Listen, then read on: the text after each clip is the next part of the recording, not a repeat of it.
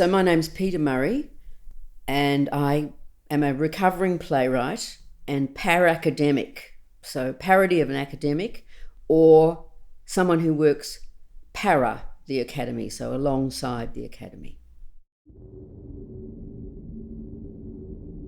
Welcome to Season 6 of the Prima Donna podcast, Sonic Portraits of Australian Artists. This audio was recorded and produced on Wurundjeri country. I pay respects to elders past and present. The first episode in this series features playwright and academic Peta Murray. To find out more about the project and to hear more episodes like this one, visit primadonnapodcast.com.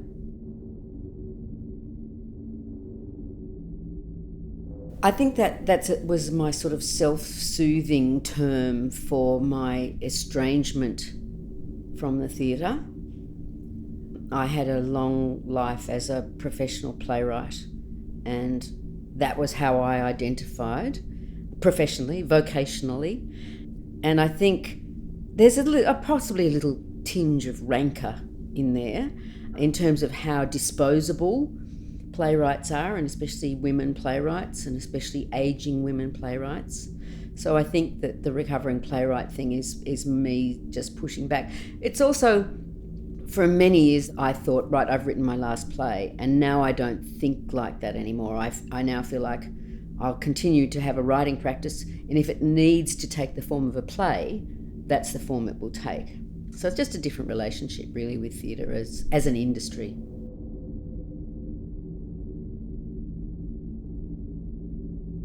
It's a daily practice now, but in spite of me in a lot of ways.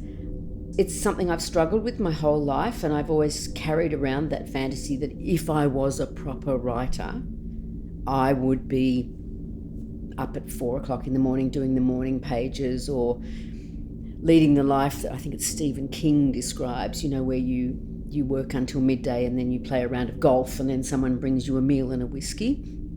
I loved that idea. I love the romantic idea of that artistic life. That has never been my reality. When I was a full-time playwright, I had to drag myself screaming to the desk, and the act of writing was always the last thing. It was the last step. It's almost like the tidying up of a creative process. So it's not even fun. These days, my writing is so atomized, and it has so many different kinds of outlets, whether it's through blogging, whether it's through this bonkers thing I'm now doing in spite of myself on Facebook, whether it's through making up a bespoke word for somebody. I feel like I now do write each day, but I don't even notice it. And very rarely will I sit down and formally go, oh, I'm going to do writing now. I don't have to do that anymore. It's such a joy, honestly, to be through the years and years of torture that I have experienced trying to be a writer, and now just find, I've got, not that I've got a lot to say, I've just got a lot of outlets these days for different kinds of thinking and making, so that's what I do.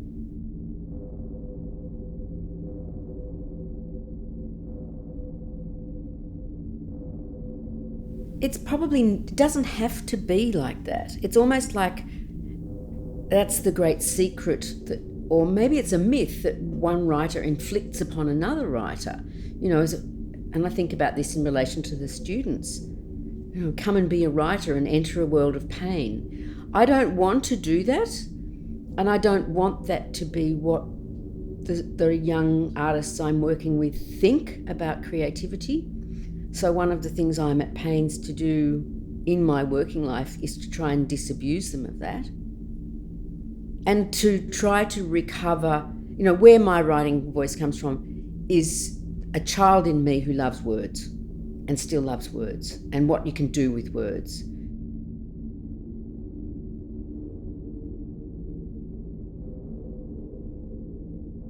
I mean, you will go through kind of agony. Anyone who wants to express themselves, they're putting themselves on the line. Of course you will grapple with that, and that will be painful, and you will always fall short I think that's the other thing. You have this sense of what it is that you're trying to make, and you make it, and you make it, and you make it, and it's out there, and it's close, but it's not quite what you sense that it was supposed to be. So those things are painful, but I don't think it has to be the, agonising, turn yourself inside out and spill your guts thing that my generation was told it was going to be.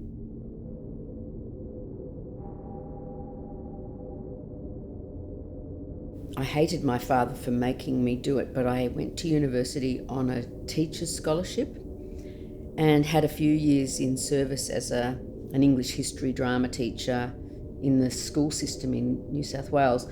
And with my trusty dip ed, once I became a writer or started to try to live the writer's life, I was able to get extra work. So it's always been my second string. And everywhere I've lived, I've always managed to somehow find a CAE or some kind of adult ed thing or whatever. And then gradually over the last 20 years, it's sort of segued into something more serious, firstly in vocational education and training, and now in higher ed.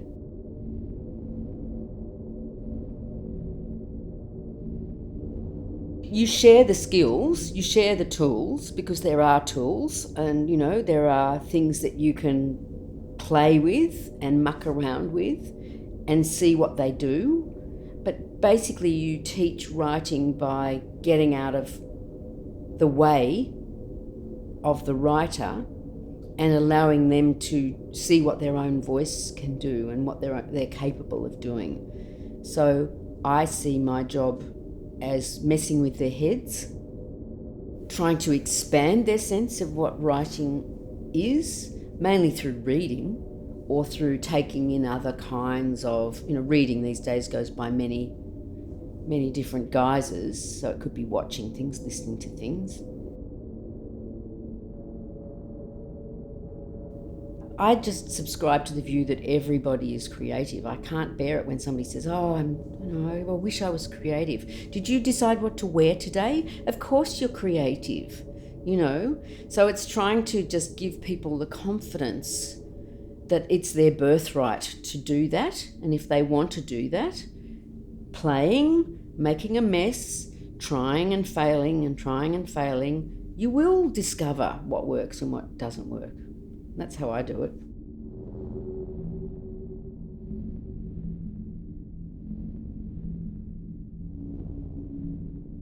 I was a very serious young insect for a long time, but something's changed and I don't really know how to explain it to you. It's probably partly to do with getting older and having fewer fucks to give about things.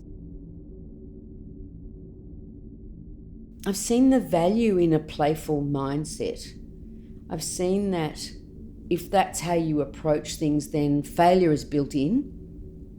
All play comes with a nice lot of padding for falling over and for bumping things. And so it gives you that it allows for a degree of resilience.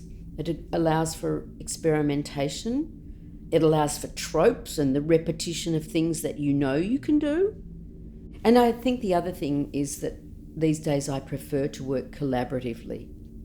I'm not that interested in my solo expression, and play is the best way I know to work collaboratively. It's an invitation.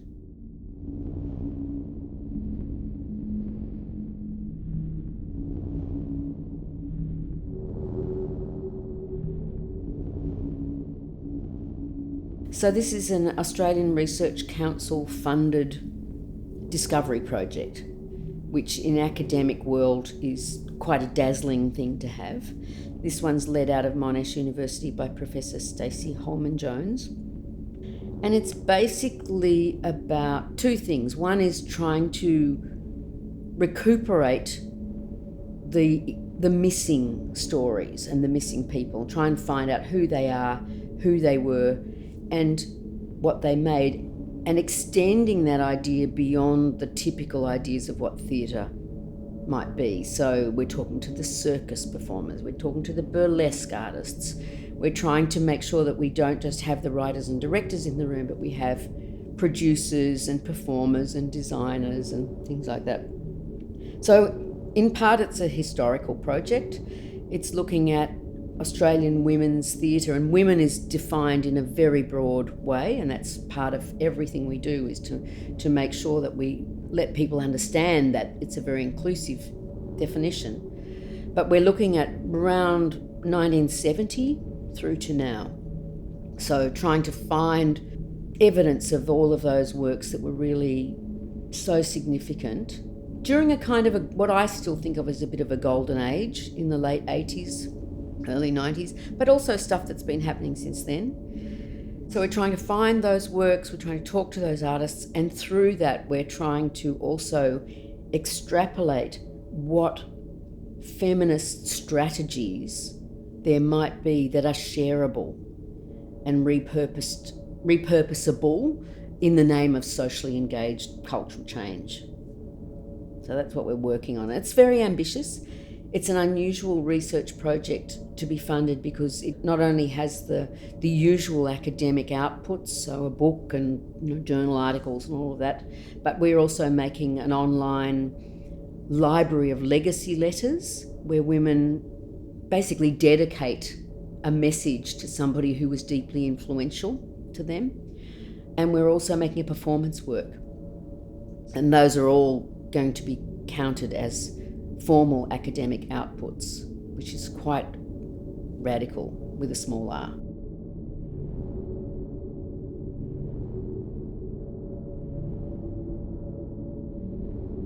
It's almost like there has been enforced culture of amnesia and of forgetting around so many things in this country. It's one of the things we're really good at.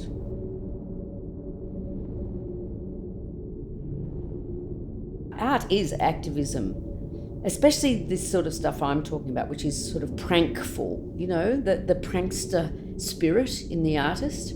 I think that's activism.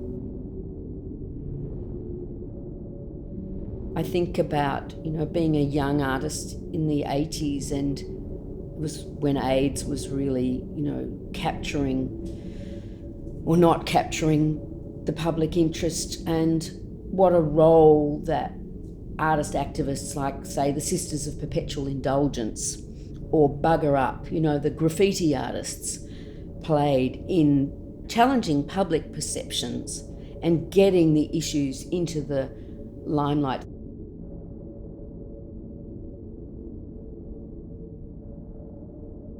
The thing about art as activism is its efficiency. What you can do in half an hour of art compared to what you can do in 30 weeks of policy making, it's a no-brainer. And I just don't get it, actually. I don't get why we don't use art, not a utilitarian, not an instrumental kind of a way, but as a tool for communication. It just cuts through. It cuts through the shit. And, one of the first things I ask my students when I'm working with people is, what is it that is indelible in you? What artistic experience have you had that you couldn't forget even if you wanted to? That capacity that art has to change us physically, viscerally, through the impact of the encounter. I don't know, it drives me nuts when I think about so many of the public health issues that could be addressed artfully. And I don't mean, in that kind of dull, earnest, worthy, patronising way, but in ways that excite people and allow people to actually, it's that thing that I've always loved about art, is that those moments where you feel like, oh my God, I can see that now. And I couldn't before. Half an hour ago, I didn't know that, but something about the experience I've just had has allowed the scales to fall from my eyes. And I see that now, and I will never unsee it. And it gets me very excited about that.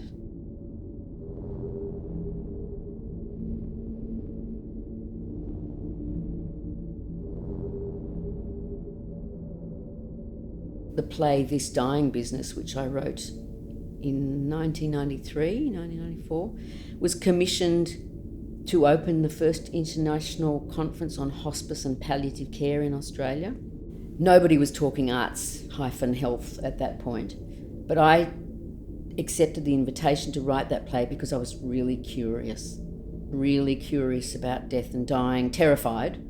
And so it was an opportunity for me to get up close and personal with people who worked in that space and people who were dying and their families and so on. And I've always used that as the kind of testing device for whether I want to do a project. Does it scare me? Am I interested? Are there gaps in my knowledge? What are the questions that I have about that? So another play that was written under similar kinds of circumstances was a play called The Law of Large Numbers, and that's a play about women and poker machine addiction. Again, a kind of community or public health issue. And I was just fascinated by that addiction. It is an addiction that was being cultivated, was being offered to women. Here, come and get addicted to poker machines in this country town. Your life will be so much better. You won't have any money, but your life will be so much better if we can just hook you to these flashing lights and sound. And I just found that really interesting. And then the years of work with the Groundswell Project really drew that to the fore, because the whole offer from Kerry Noonan, who co-founded that organisation with me, was, what can we do if we hitch art to this? A big sigh, because the Groundswell Project is kind of no more to me. It came to a very ugly ending for me and for Kerry, under circumstances that were not of our control and that we still don't fully understand. But we were kind of removed, Kerry first and then me. But the Groundswell Project is an idea that's now lived in the world for over 10 years, and it was forged through a chance meeting between myself and Kerry Noonan, who's a clinical psychologist. A very long story behind that, really a series of accidents, happy accidents, where she had an idea for a while about just what we're talking about now, how to change the culture around death and dying. And her suspicion was that working with the arts would have something to do with that. And we accidentally met. We didn't know each other, two strangers from completely different worlds, completely different generations and backgrounds. And for some reason, she got me at a moment when I was saying yes to things. And I said, oh yeah, why not? Probably not thinking that what happened would happen. So within a couple of months of our accidental meeting, we had deductible gift recipient status, which is almost impossible to get now and was very hard then. And we were a bona fide charitable entity, and we had a first partner in Penrith High School in Sydney and a very forward-thinking drama teacher there called Nicole Bonfield. And so in our first year, we launched a project with Year 11 drama students making work about death and dying, based on a kind of a peer-to-peer education model. So it wasn't about us as adults going in and trying to educate kids about death. It was about kids asking all the questions that they wanted to ask about death and dying, and then performing something that they had made about that to their peers.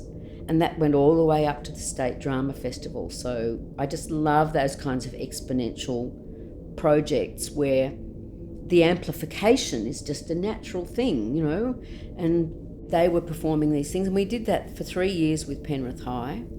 And then we broadened out and we did a lot of other different kinds of projects and partnerships. So we partnered with the Organ and Tissue Donation Authority and did a project called Film Life, which again brought young people in, taught them basic filmmaking skills, and got them to make community service announcements for their own generation about organ and tissue donation. They were fantastic. Some of them were just mind-bogglingly good. And, it just went on like that for nearly 10 years with us just going, oh, we could do that. Yeah, why not do that? Just bumbling We were never very good at the vision statements and the mission statements and all of that sort of stuff. We just bumbled our way along, doing things with communities who had the will, finding the money where we could, and growing it towards this sort of compassionate cities ethos, which is now a worldwide thing, of returning death, just as we have returned birth in a lot of ways, to the community. And asking the medical profession to step back and the funeral industry to step back and the community to step forward with that embodied knowledge that you have if you have the privilege to attend somebody to their death.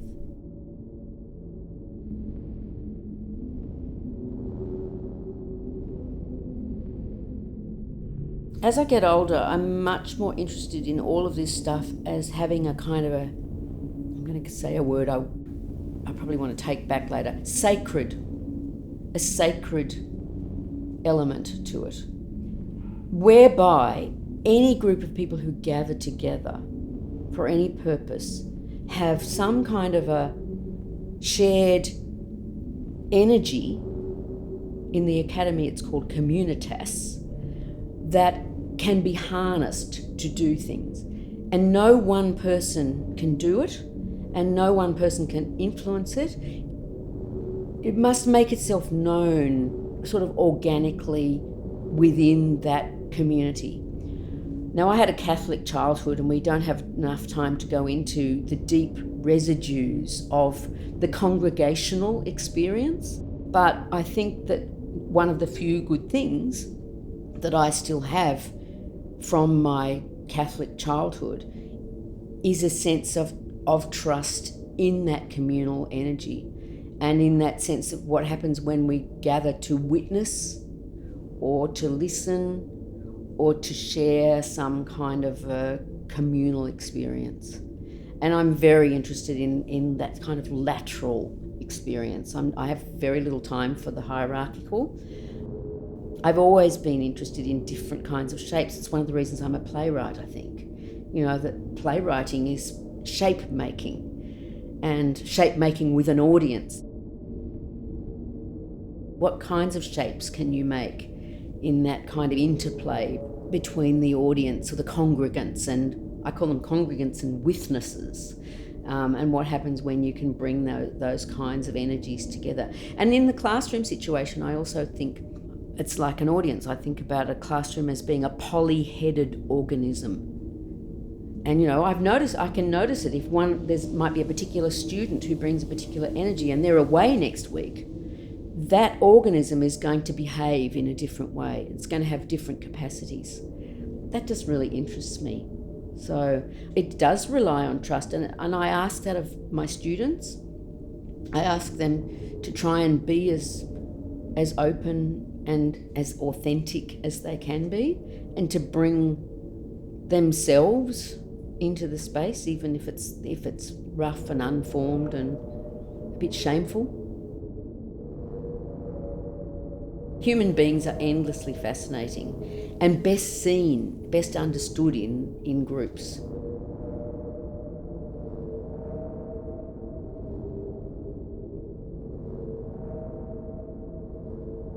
You've been listening to the Prima Donna podcast. To find out more about this project and to hear more episodes like this one, visit primadonnapodcast.com.